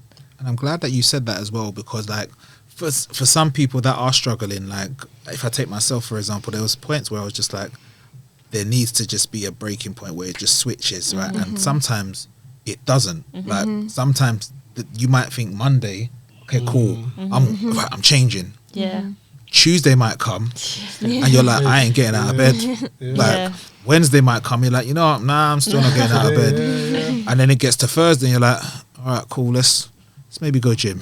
Like, do you get what I'm saying? Let's maybe go downstairs. Do you know what I mean? So it's very important for people to understand that it might not just be as quickly as that. Oh, it's not. I mean, this was like over a long period of time. Do you know what I mean? So it wasn't just one day I had this random breakdown. It was like I had breakdowns every night. Do you know what I mean? But there was one that was just like in a place that wasn't familiar to me, like not in bed at night. Do you know what I mean? So it was a bit of like, and then obviously probably added stress of football at the time as well, so it just kind of got me to that point. But I'm very grateful for it now, because I'm a completely different person. How did you both manage to deal with what you were going through outside of it, but still perform? Because you had to have been performing at a level in order to play the levels that you've played at. And let's not do anything like I didn't play at a decent level. Like, like you had to keep performing at a level to stay there. Like, what was it? Did you have any sort of like? And I'm not putting words in your mouth, but did you have any sort of like routines or habits where you're like, do you know what? As soon as I get to here, I'm zoned in, I'm zoned out, and I'm focusing on what I need to focus on. How did you keep that maintain that? I think for me it was like being with the team. Kind of, not that it had gone anywhere, because it hadn't, but you kind of forget things, and then because you're trying to be present and you're trying to be fine with your teammates, that you're so focused on being fine.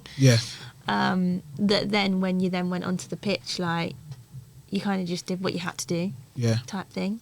I would say the same, to be fair, like, because in school I couldn't relate to many people, because I was the only girl in our school really that played football and aspired to play football, so I couldn't relate to these girly girls and like talking about what they're doing this weekend, let's get drunk, because I was complete opposite at that point. I was probably a little tomboy still that was like kicking about in total 90 tracksuits and Ashley Tush, do you know what I mean? So I couldn't relate to that at all. So when I joined Celtic, I found my people, do you know what I mean, that I could relate to, and I found, oh my God, people are actually the same as me. So that's what probably was a safe space in terms of the people I was around. I didn't feel uncomfortable. I felt I could be me. So I was probably an escape training and having that routine. I was going to ask, what's your, how do you let your hair down? So like, do you got any hobbies or anything like that you lot like to do? Honestly, they looked at each other like, oh man, don't mention that one. Don't mention that one. Go on, Chad, tell them your hobby. What do you like to do? Because that helps as well. Do you know what I mean? I think with me, I've never had much time for another hobby because of training in the evenings and stuff and working full time.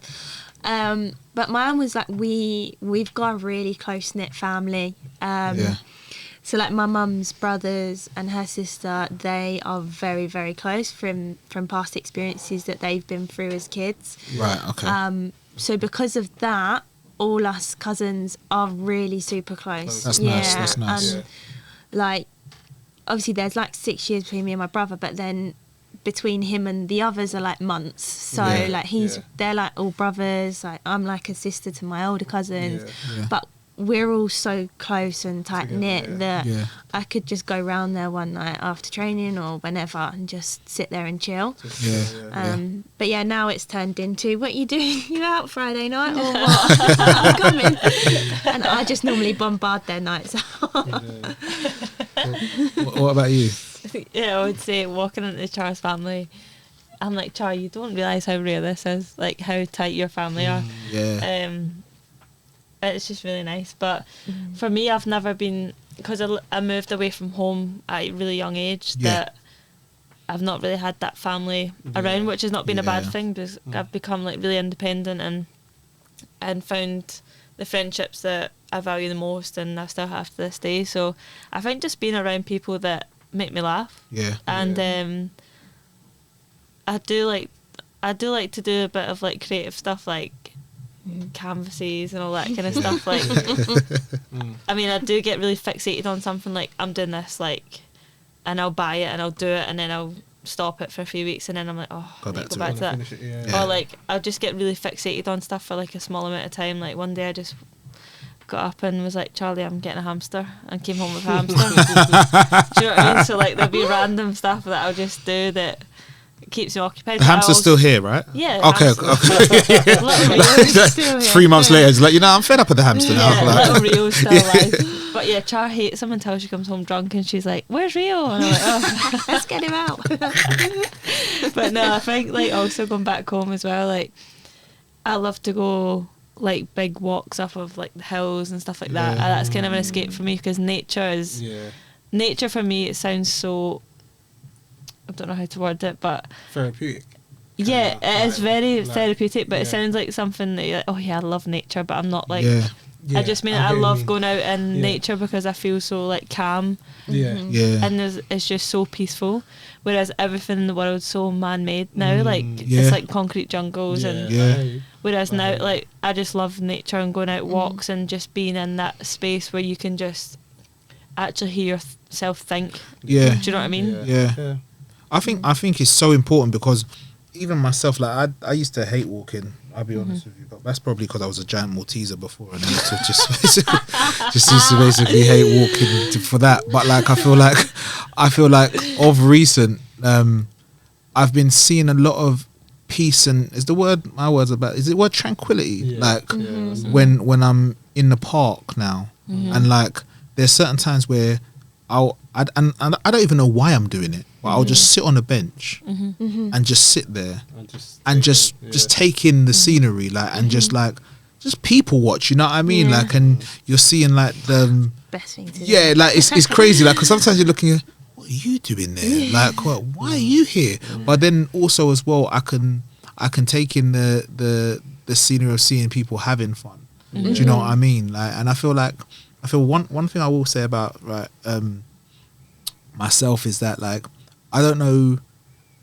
how to explain it, but like when my and similar to what you said, when my sister passed, right, I was struggling before she passed, so this was just like an added thing to it, right?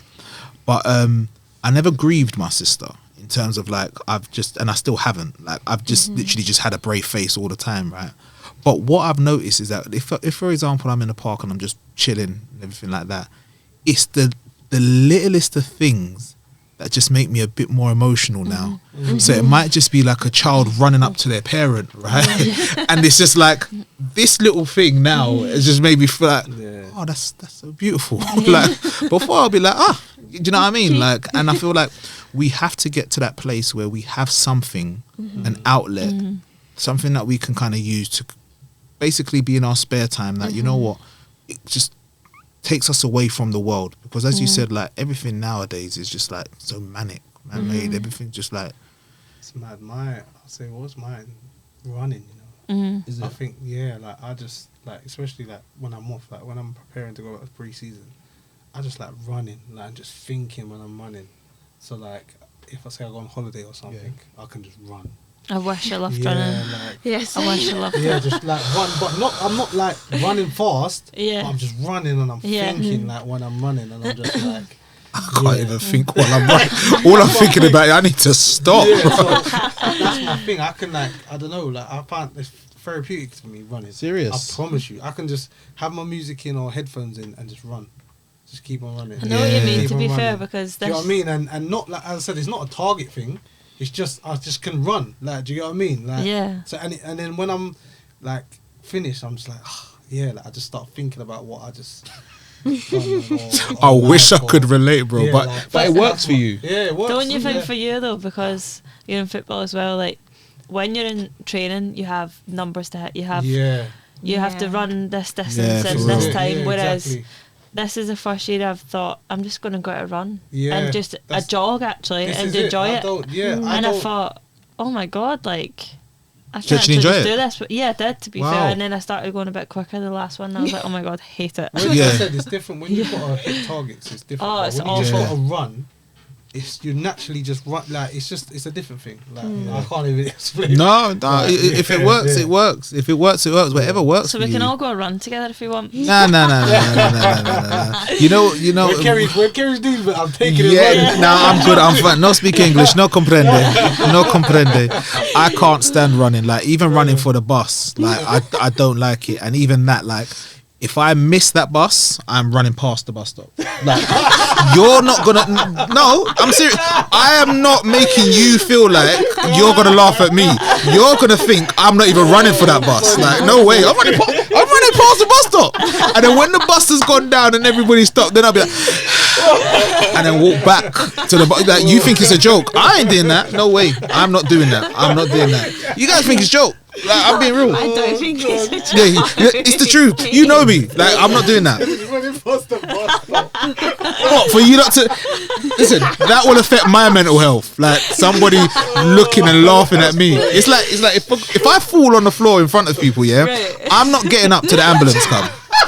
You guys have got to understand that I'm in pain. Like, and you got to, you got to turn it around to basically make sure, like, instead of them laughing at you, they feel sorry for you now. Yeah. No, you got to feel sorry for me now. I want you to know that I'm in pain. So you're like, this laughter's gone from, oh wow, no, we shouldn't really be laughing at him. So I'm in pain. And as soon as I ambulance, I'll be back. Right, tell me Oh, if you funny. if you run past the bus stop, yeah, and then you have to go back to the bus stop. What if there's people in the bus stop? Yeah, what do you what'd do? you do? No. If there's people at the bus stop, we go to the next bus stop. We stop running, but we walk to the next bus stop. That's what we do. I want to be on the bus. What? See, I want to be on the That's bus funny. to see you run. No, I run past it. If there's people back at that bus stop, no, we're walking to the next bus stop. You what? Come back and what? Be shamed with you lot, What if the bus stop's miles away? brother? There's no bus stops that's miles away. Like there's only a little distance there. Like we live in southeast London. There's only a bus stop down the road. There's no way. I'm not doing it. Sorry, mate. Sorry, guys. I'm not doing it. I'm not actually doing it. I'm not doing it. Oh, you're So, funny, man. let me answer your question. Like, in terms of like, I look at your clubs, right? So we've got like, for yourself, you've gone from Celtic, Hibernian, Bristol, Birmingham, Villa, Keep Crystal going. Palace, Yeah, right? it's quite a And few, isn't Scotland. it? Yeah. So looking at it, right? How have you dealt with that? Like, you've gone from Scotland up to the Midlands, and now you're in London. Like, in terms of the transitions, like, have you had to? Did you feel like there was major? Like, did you have to adapt a lot, or was it quite straightforward for you? When I went to Bristol, I was really ready to go to the next step. So that was just an experience. I was really nervous though, like, 'cause I was going into a house with people that I didn't know anyone in the team. Oh, was you house sharing? whatsoever. Yeah. Oh wow, okay. Whatsoever, I didn't know anyone apart from the manager. And then when I went to Birmingham, and then Villa, I lived with the same person throughout the 4.5 years. So Right, so okay. easy. it wasn't too much of a transition in that sense, but I actually just embraced it, to be fair. I thought, oh my God, I'm so nervous, but then I just got into it quite quickly because that was just how it worked. Like, you had no room to just, like, you had to show up and perform and train. So it wasn't like you could have, like, these 2 weeks of just sitting thinking, oh my God, what am I going to do? Yeah. You just had to go into training and then crack on. Yeah. And now you're in London. Yeah, why is it so expensive is what I want to know. And why do you pay for water? Yeah, London's Another question. crazy, isn't it? London, It's different. It's different. It's different. Yeah. But do you know what? Because we're coming to the end now. But do you know what's so beautiful about this whole thing is that, like, you said that a lot of your football career was a blur. Mm-hmm. But I'm so grateful to God that you were able to see your promotion and appreciate it without it being a blur. Like, for you to That's get powerful. to get to that stage where you've got past that, you've got 3 years where it's been good, and now you're able to appreciate the fact that, like, you've been promoted. You're able to take it in, soak it all in. Yeah. And Yeah. obviously you're a professional, so I know you're not going to be doing partying and everything like that. I mean, I but, can't like, really remember the night, but that's okay. But the fact That's that you've got that, like, I'm so grateful that you've got that, Yeah. man. I'm genuinely happy that you've got that, and Thank you. we'll be looking out for. I'm coming next season anyway. So yeah, like, I'm definitely coming next season. Thank So you. in terms of, like, obviously the next steps for you now, obviously going back pre-season training and everything like that. Have you got a bit of time off till you go back? Yeah, I'm off it now, so I'm just looking forward to going. I'm going on holiday in like 2 weeks, so Okay, wicked. just see what happens. Yeah. And you are not retiring, are you? Let's talk about you. Are you No. not retiring? No. Nah. Wicked. nah. So we've got another year. So we'll all go down to ebbsfleet. Yeah. Yeah. Yeah. Yeah, yeah. You excited? Yeah, I think I'm more excited because we didn't have a great season last year, so like, and we know that. I think there's changes, some things that need to be added, and vice versa and things. So, yeah, we just want to win the league. Yeah. We need to win the league. We're too good for that. Yeah. That league. So we need to actually win it. And obviously we're not too good because we haven't won it last year. But we need to do the right things to win the league. So the last thing I want to ask is for you to both give advice to those out there that may be very ignorant towards the women's game. What advice would you give them to say that to them that, like, yeah, like, women's football, it may be different, but it's still football? What advice would you give to those that may be looking at it at a different perspective? I think go and watch it. Do you know what I mean? A lot of people have these opinions and they've not actually watched any games, and you'll hear people say that they appreciate it more after watching it, and just don't listen to those, like, stereotypes and, like, the comparisons between men and female footballers. Like, I think just go and watch it and embrace it for what it is, because you'll find that a lot of the games are, like, it's like really family friendly as well. Yeah. So, but then you'll get, and that's in stadiums full of 60,000 people in recent games, so it's a really good atmosphere, and, like, you will see so many different types of people there. Do you know what I mean? Yeah. Like, and different ages, like, and it is lovely to see, because that was not the case even 3 years ago. Do you know what I mean? So I think go and watch it and then create your own opinion rather than listen to others and use that as your opinion. What about you, Charles? Mine's kind of similar, actually. Go watch, but I think also be open-minded. Yeah. Because a lot of people do get stuck in ways and set in their ways, and then you can't teach people new tricks and things like that. But I think be really open-minded and when you go to watch, because it will change your mind. Yeah. Like, there's so many people that I've spoken to, like, after they've watched a game or been to a game, and they're like, oh, actually, I really enjoyed it. Like, it was good. Like, the football was good. Like, people don't dive, you know, that type of thing. Like, it's kind of quite honest in that sense. And people love that. They love the honesty and things. So, yeah, be open-minded for sure. And I think it's really funny that you get people criticising it that cannot even pass the ball 10 yards. 100%. Yeah. And I'm 100%. like, how can you form this opinion? Do you know what I mean? Yeah. That reminds me Each to their own. But I think us growing up, you just become, like, almost blinkered to it. Yeah. And I think for me personally as a man, what camera am I looking at, Julius? That one. Boom. We need to start supporting more as well. That's what we need to start doing. Like, just being real. Like, I look at it from a point of where there's so many people that go and watch their Prem team, but then they'll go and watch a Sunday League game. Yeah.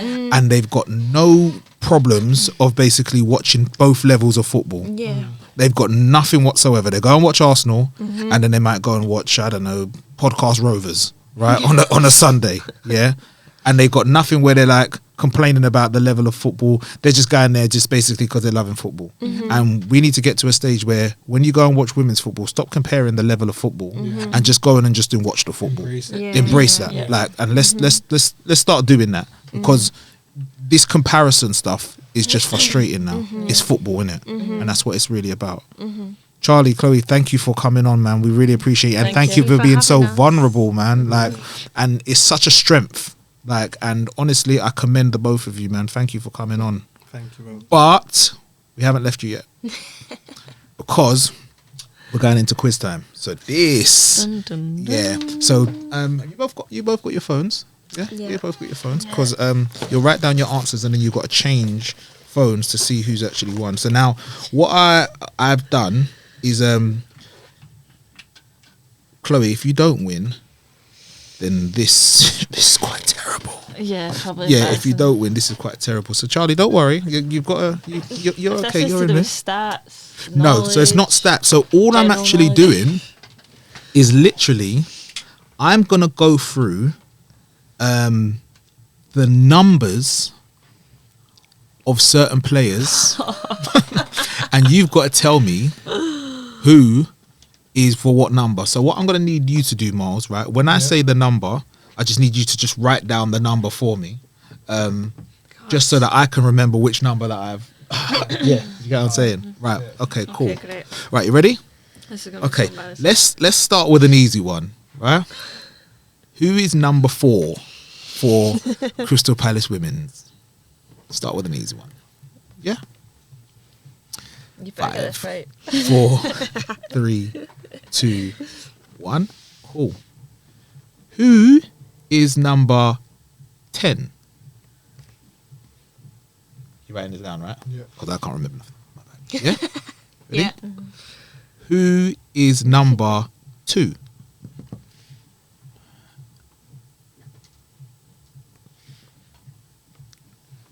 I hope I've got this right. Who is number 16? Who's number 16? That's not my side of the chain then. You know you're playing against each other, right? Yeah. 5, 4, 3. I have no I idea. have no idea. I can't even write a number. Who is number 11? Oh, And last but not least, who is number 77? Right, you got my numbers down, yeah? Charlie, Okay, if cool. you've done well in this, then fair play. Right. You done it? I Yes. guess. Let's swap phones. Yeah, let's see what you guys got. Okay, cool. Right. So the first number was who Is it? is number 4? And the answer? Kayafa. Yep. Yep. Cool. That's fine. So what is that one apiece, yeah? Mm-hmm. Yep. Second one was who is number 10? Annabelle Blanchard. Mm-hmm. Yep. Annabelle Blanchard. Okay. 2 apiece. Nice. Next one, who was number 2? AJ is A- Annabelle Johnson. Yeah, AJ. What? Okay. Okay. Wow. Oh, wow. Okay. We have to have a tiebreaker Yeah. here. Who is number 16? I don't know. Okay. But Charlie put Hayley Nolan. I guessed.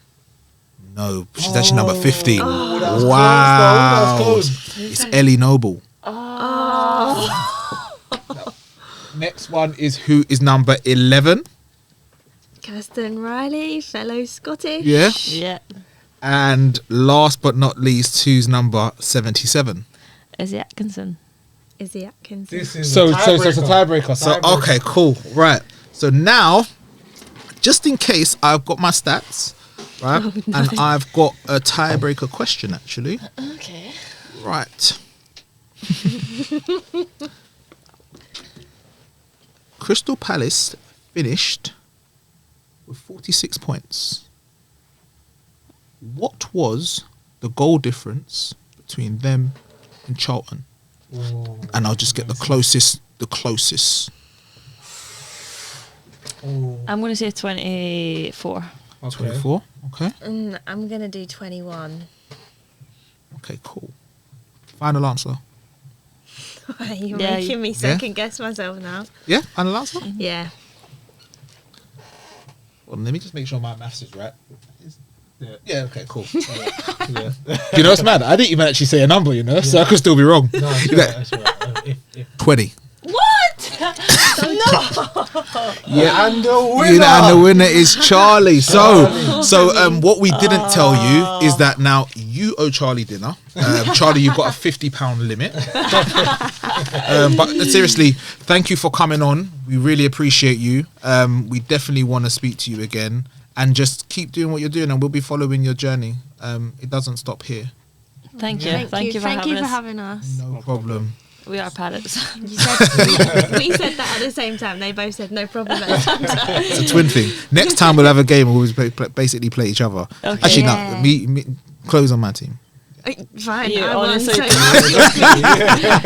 don't really want me. Like, you're We'll make it work. But everybody, thank you for tuning in. Like I say, we're thankful for our guests. For anybody that is struggling, you'll see some local organisations that you can able get in contact with, local and bigger organisations as well. As we say, but we want people to feel like they're in a space where they are able to talk. Please do not be alone. Please make sure that you have a support system. And even like any time that we can support, just reach out to us. Our email address will be on there. Yep. My name's Kerry Phillips. I'm Miles Weston. And thank you from the Set Piece Podcast. If you've been affected by anything discussed in this episode, we encourage you to seek support. Visit our mental health resources page at www.thesetpiecepodcast.com for help, guidance, and more information. Because when it comes to mental health, every mind deserves extra time.